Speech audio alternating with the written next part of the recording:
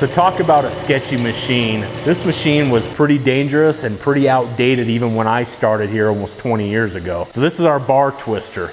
The idea was to be able to twist vertical bars for your guardrails. That was like a fad back then. Everybody had these old school looking bars. Now, this did an awesome job as long as it didn't grab you. Now this was back in the day when OSHA was more of like an idea than more than a practical practice. So depending on your design, you could do anything from loose twists that turn upwards, tighter twists that went downwards, or you could just have a full bar that had really tight twists in it.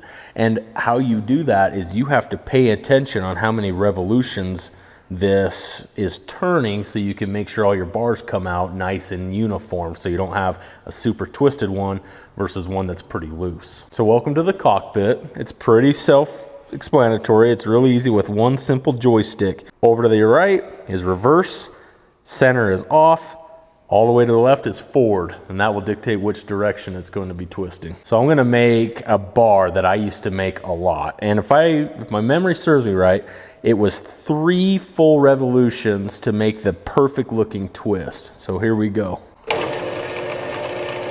1, 2, 3.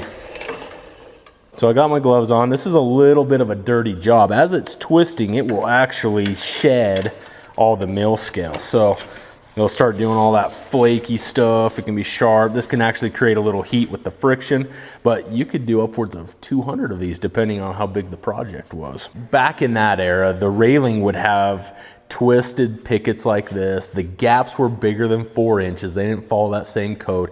The rails were usually pretty squatty and short. They had a C-channel top bar, C-channel bottom bar. You guys all remember those. So back then, because of how popular the demand was for those type of rails, we invested in automation. This is the high-tech equipment that we had to make this a quicker, more precise process. The bar twister over here, this was an old school scroll maker.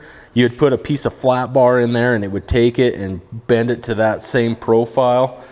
These were pretty primitive, but they were changed the way that we built rails back in the day. So if you ever come to Bear Welding on a tour, you guys will have an opportunity to take home your own twisted bar that you guys will twist.